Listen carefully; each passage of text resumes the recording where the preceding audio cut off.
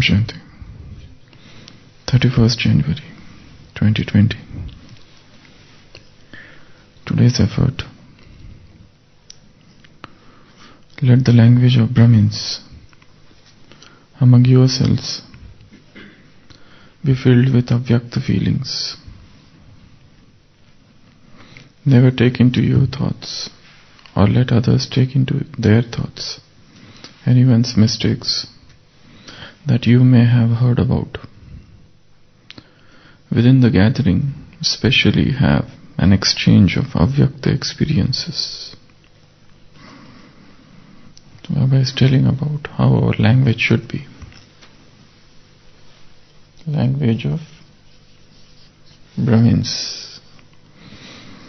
Recently there was a Murli, I think 7th January, where Baba mentioned about 3 types of languages in blessing. What were they?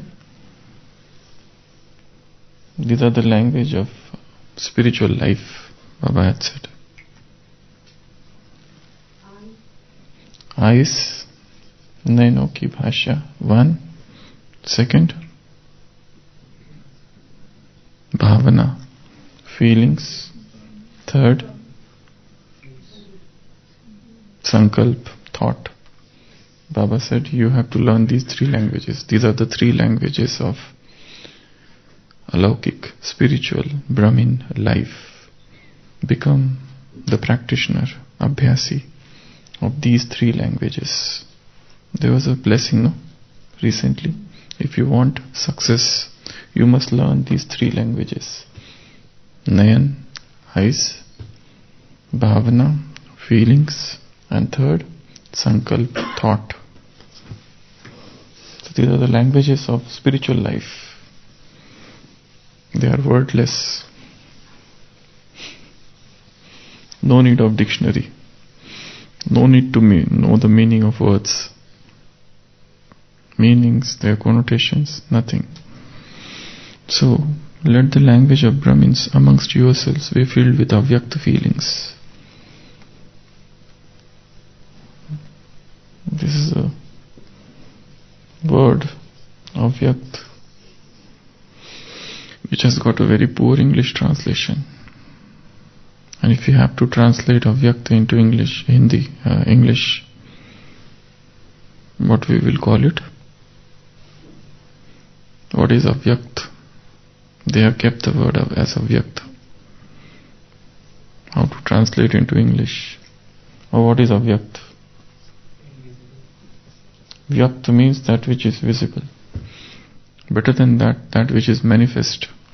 Avyakta is something which is unmanifest, which is not visible, which is not gross, which is subtle. Avyakta means something which you cannot perceive, something which you cannot feel, something which is impalpable. So, that is Avyakt, which is that which is unmanifest, that which is not visible to the eyes, that which is not manifest, that which doesn't have a material form, that which is nirakar, that which is incorporeal. So Baba is saying, fill yourself with Avyakta feeling. Avyakta also means silence, because Vyakta means movements. Vyakta means sound. Avyakta means soundless. Vyakta means chant. Avyakta means chantless. So chantless, soundless, wordless, which is not visible, which is not manifest, which you cannot touch, which is untouchable, which is impalpable, which is imperceptible. That is what is Avyakt. They are more related to vibrations. Okay.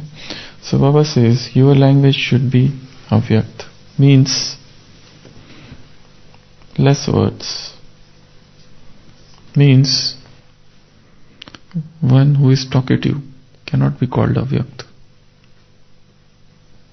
So Avyakta means one who is not talkative. Avyakta means silent. So your language amongst yourselves should be the language of silence, should be The language of, rather than speaking over others, rather than proving your point, it should be more to understand others without speaking. Because feelings are far beyond words. Words are secondary, immaterial. Feelings go far beyond words. Words sometimes are barrier. Feelings are very deep. Words are very superficial. Feelings are there at the depth of ocean, while words are just the waves that is surging on the surface. So your language should be Avyakt, means one must be calm, silent, taciturn, not given to talkative, verbose,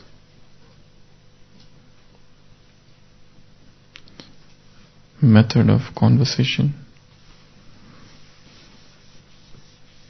verbal diarrhea. You know verbal diarrhea? One who is talkative, one who speaks non-stop. It's very difficult to contain that person. And nobody likes to hear. When they start speaking, it's very difficult to stop. So that's known as verbal diarrhea. And most of the time, the talks are pompous, bombastic. They are like empty vessels making more noise. Empty shells making more noise. So, amongst yourselves, in this Brahmin family, there should be silence, because verbal diarrhea often leads to gossips,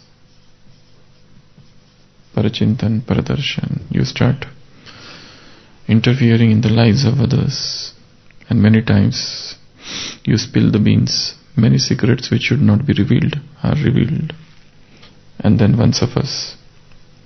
So, try to understand each other's feelings, emotions, their deepest desires, their deepest needs. And even if somebody commits mistake, Baba says, never take that into your thoughts. And even others, and let others also don't take that into their thoughts. If you hear that somebody has committed a mistake, what do you do if suppose a mother is there and her son has committed a blunder? Does she spread that news? No. She gives that news to herself. She doesn't spread it. Or she doesn't want that others should know the faults, the defects, the imperfection of my child. In the similar manner, we should have feeling for this entire Brahmin family. If we see somebody's fault, rather than bringing it to the surface, better to hide it. Just as we don't want our faults to be brought to the surface by others, in the similar manner, who are we to expose others? That's the job of news channels. And we are not here to become spiritual news channels who will expose others. So, there's no point in doing this. So don't take anything into your thoughts, and even let others not take into their thoughts anyone's mistakes. Even if somebody has committed a mistake, it's fine. The story is of this Thomas Alva Edison. When he was a small boy, he got a letter from school and he brought that letter to his mother. The letter was in the name of parents. So the mother read the letter. In the letter it was written, "Your son is unique, genius, And we find it very difficult to teach him because he is such a unique child. Better you keep a different tutor for him. It's not up to us to teach him. So mother said, from tomorrow you are not going to school. We will hire a separate tutor for you because you are very genius. That's what your teachers have written. So that's how he was taught. He didn't go in school later on, and he remained at home, learning things, understanding things, getting education from private tutor, and he grew up. His mother died, and he became one of the greatest scientists. One day, while he was searching the cupboards, he got that letter. And he wrote that letter, and it was written, "Your child is an idiot." It was written, "Your child is good for nothing, and we don't want to waste our energy in teaching your child. Better you keep him at home." So that was actually written in the letter. But his mother, read it in a different manner. And that became a source of encouragement for him. And that made him one of the most brilliant stars in the world of science. So she did not try to exaggerate, to bring to the fore his faults, his defects. Rather, she turned it the other way around. So same thing Baba is saying. Never take into your thoughts or let others take into your thoughts anyone's mistake. If they have committed a mistake, it's fine. We must have the courage to forgive others for their mistakes. Just as we want that they should forget our mistakes, we should also be willing to forgive them for their mistakes. For example, a wife and a husband, they go to a party, and in that party, the husband drinks for the first time. He is not a drinker, he is not a usual drinker, but the heat of the party and the things that were going on, and he is tempted to drink. And they come back home and wife says, "I cannot forgive you for what you have done today." But he says, "This is for the first time, even I didn't understand." And the next day he asks for pardon. Okay, then she says, "Okay, I forgive you for what you have done." But then every time he does any mistake, she keeps on reminding him that don't forget that I have forgiven you. Don't forget that I have forgiven you. Don't forget that throughout the whole life he has to hear that same statement, that I have forgiven you. I have pardoned you for this. I have forgiven you for whatever you have done. So he had to listen to that statement from his wife the whole life. I have forgiven you, I have forgiven you, I have forgiven you. He says, better you would not have forgiven me. I would not have heard the whole life the same statement. If anything wrong he does, she says, don't forget that. Once I have already forgiven you. So, if you forgive somebody, you don't have to blow the trumpet. You don't have to brag about it. It's okay. To forgive means you have forgotten it. You don't mention it about again and again. If you keep on mentioning, that means you have not really forgiven that person. And there is also an ego hiding within, lurking within, that you feel that yes, I have forgiven. It means I am bigger than him, I am greater than him. And he is little, he is smaller. So in one way, we are belittling that person by reminding him that I have forgiven you. So Baba says, never take into your thoughts and let not others take into their thoughts the mistakes of others. So overlook the mistakes of others. Overlook, brush aside. Don't keep in the mind. Don't let it sink into the grey matters, into the cerebral cortex. They have done fine. You don't have to keep on thinking about it and come to the conclusion that he is such a great criminal. Within the gathering, have the exchange of Avyakt experiences. What you should exchange within yourselves? Experiences, spiritual experiences, Avyakt experiences, experiences of spiritual life, experiences of Baba's help, experiences of Baba's protection, experiences of how Baba became a canopy, experiences of Baba's cooperation, experiences of Baba's support in the times of difficulty, trials and tribulations of life, experiences of His invisible helping hand, which you got suddenly.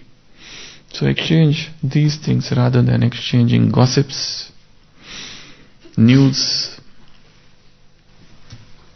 parachintan, thinking about others, seeing others. These are very dangerous things. They destroy the delicate feelings which we have for others.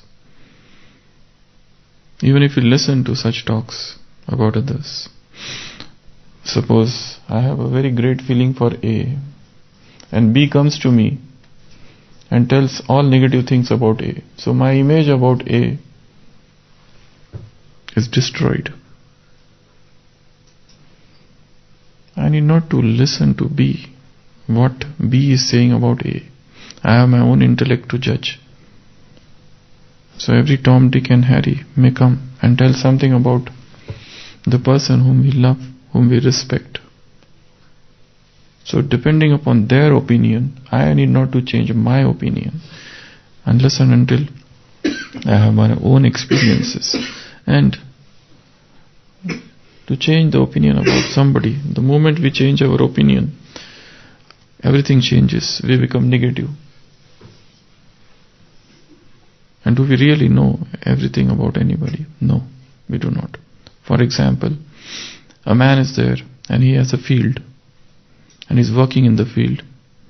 He has a small house.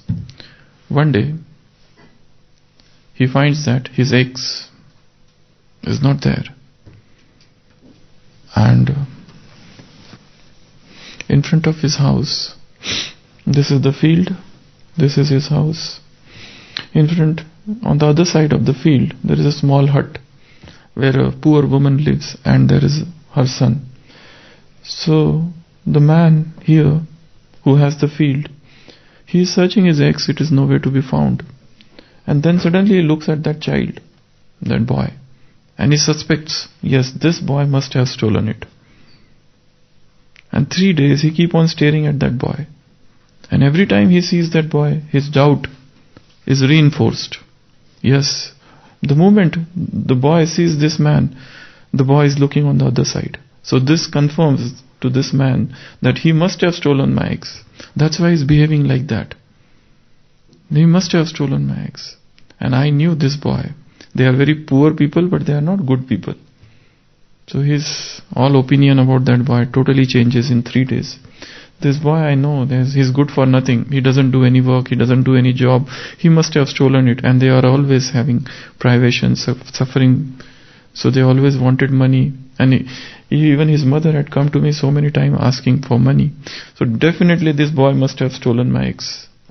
After 3 days, he finds the eggs is lying somewhere behind the house. And then he looks at the boy and feels, how innocent is this boy? How innocent. So everything changes.